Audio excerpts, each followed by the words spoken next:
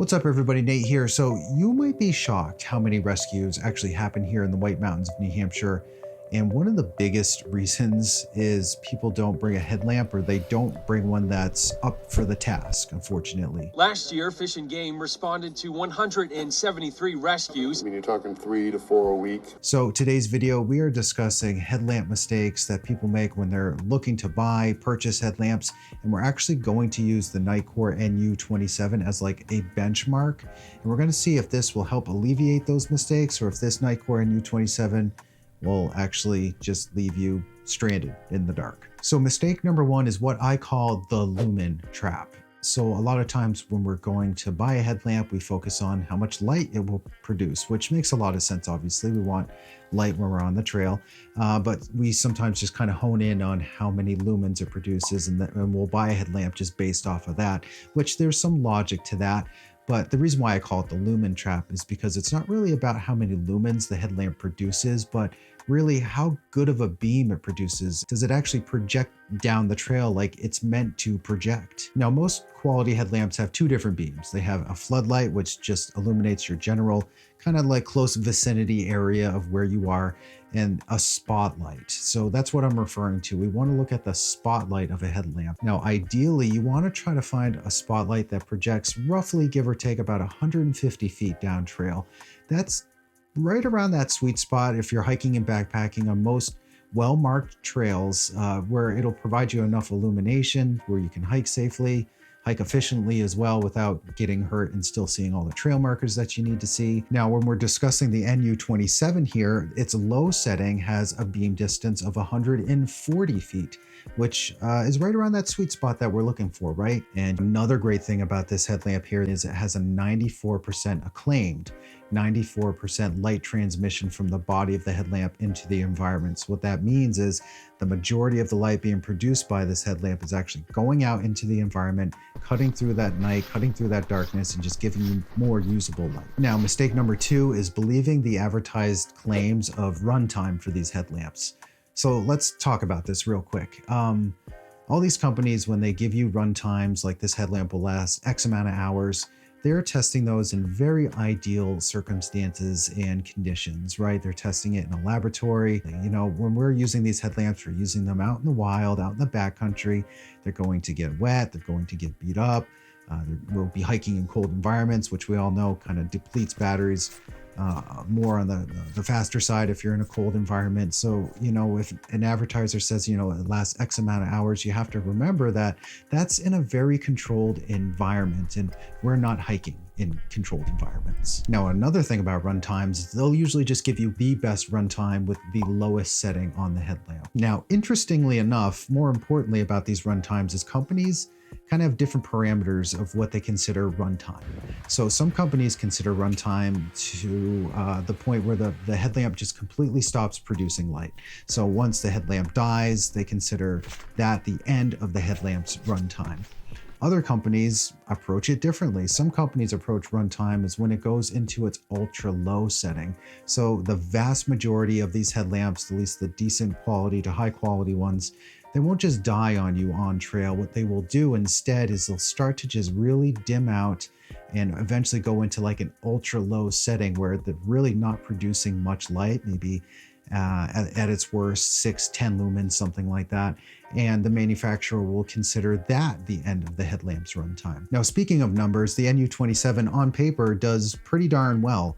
So on its ultra low setting, which is 6 lumens, it lasts 57 hours, which is quite a long time. On its low setting, it's 70 lumens, and that lasts 13 hours. On its medium setting, that's 200 lumens, that lasts 6.5 hours. On its high setting, that's 400 lumens, that lasts 3 hours. And then turbo mode is 600 lumens, which is quite a bit of light. And the suspicious thing there is Nitecore actually doesn't give us a time with the NU27 when it comes to turbo mode. So I'm suspecting that probably won't last very long in turbo mode, maybe half an hour, 45 minutes. Now, mistake number three is choosing the wrong battery setup.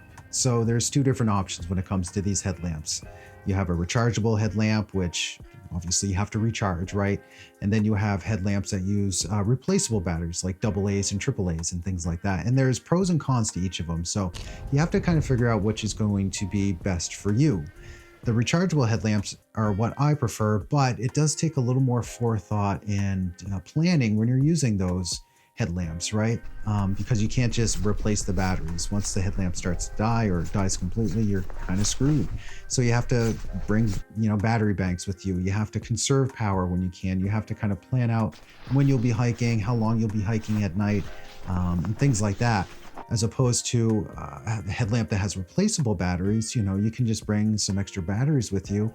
And if that headlamp starts to die or dim on you, well, no problem, right? You can just simply whip out some more batteries, throw them in, and you're good to go. And if you do plan on doing a ton of night hiking, that might be the better option for you. Now, the cool thing is some headlamps out there actually offer both. You have headlamps that can take replaceable batteries, and then they also have a rechargeable battery as well. So it's kind of like the best of both worlds. So the Nitecore NU27 is just a rechargeable headlamp. And again, I mentioned that's what I prefer, so that works very well for me. And something to consider with rechargeable batteries is they kind of die over time. If you've had a cell phone for a long time, you know that it doesn't hold a charge as well as it did when you first got it, right? So that's something you want to consider as well with these headlamps is the rechargeable ones. When you use them, discharge them, they will have some sort of life cycle with that battery inside. You can't really replace that. Now, mistake number 4 when you're buying a headlamp is ignoring key features that you should really need or want or desire when you're hiking and backpacking.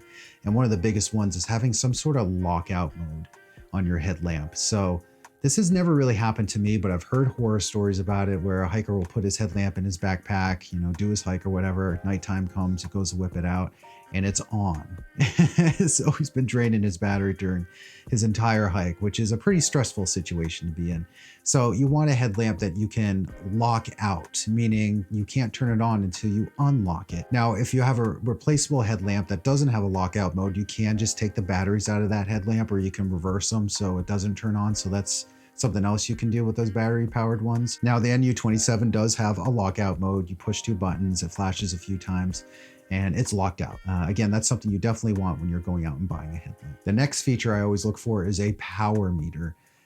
This is crucial for a few reasons. Number 1, the power meter will tell you how much juice you have in your headlamp, which is obviously very handy, especially if it's a rechargeable one. You want to know how much juice you have left. So if you have a night hike coming up, you have enough power, or if you don't, and it's during the day, that'll give you a chance to recharge that battery, right? So you have an idea of where the headlamp sits as far as how much juice is left. And another great thing about having a battery meter is it gives you an idea of how much power you have used. If I did like a little stretch of night hiking and I look at my headlamp and, one of the 4 bars is gone, that gives me an idea of how much power I used, and it gives me an idea of how to use that power going forward. And it just allows me to plan better. It gives me an idea of my power consumption. Another valuable feature that a lot of these headlamps should provide you is beam versatility. So we talked about beams a little earlier today. There's the floodlight and then the spotlight. And a good headlamp really should offer both. So floodlight is good for just general illumination. It's good if you're looking at anything up close, or if you're working around camp, if you're cooking, setting up a tent, potentially being around others. It's good to hang in your tent as well. It gives you a nice broad illumination so you can light up your tent, or if you're in a shelter or whatever, hang it up in the shelter. It'll give you a nice broad beam. And then it also should have a spotlight on it too, obviously. I mean, that's what we're using to navigate the trail. We already talked about that a little bit.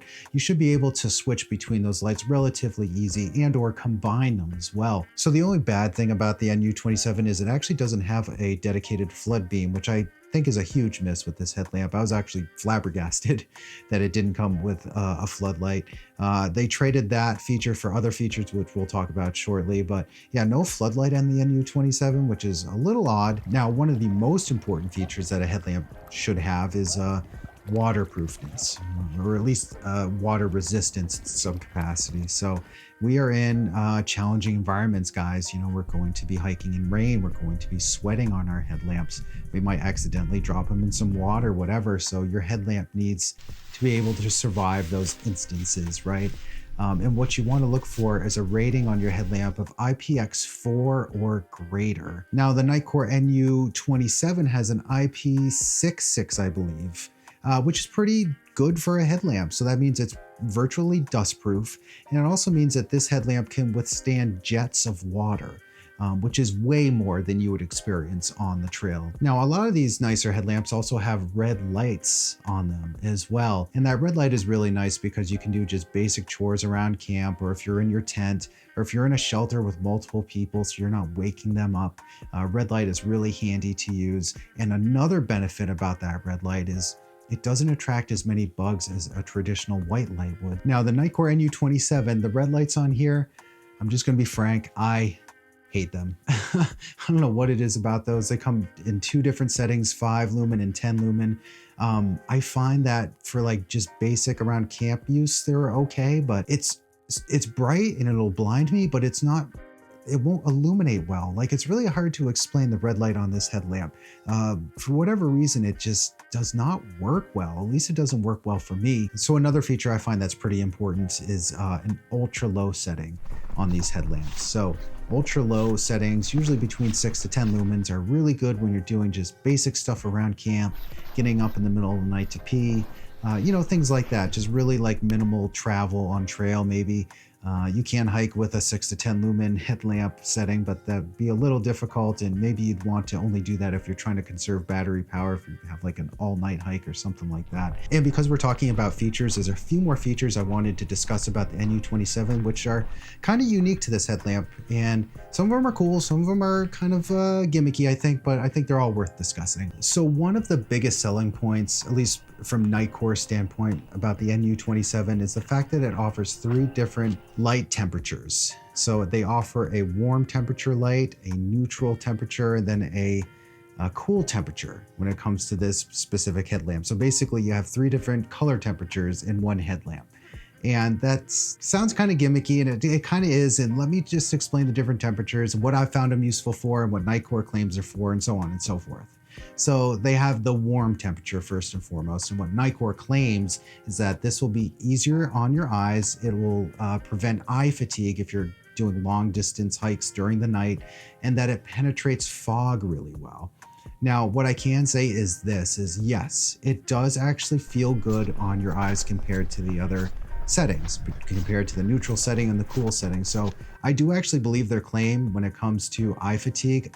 When I use this headlamp, I've been using it in the warm setting, and pretty much in the warm setting, because that's how pleasant it is. It's way more pleasant than the other 2 lights on this headlamp. But I haven't really noticed any fog penetration. I've taken this headlamp out in fog probably 5 or 6 times at this point, and it's really hard to get that on film, like to get the fog plus the light on the camera is really hard. So I probably won't be able to get B-roll of that, but I honestly haven't really noticed much of a difference with the fog penetration. Now, the neutral setting is what Nitecore claims a general use setting. It's good for quote unquote various activities.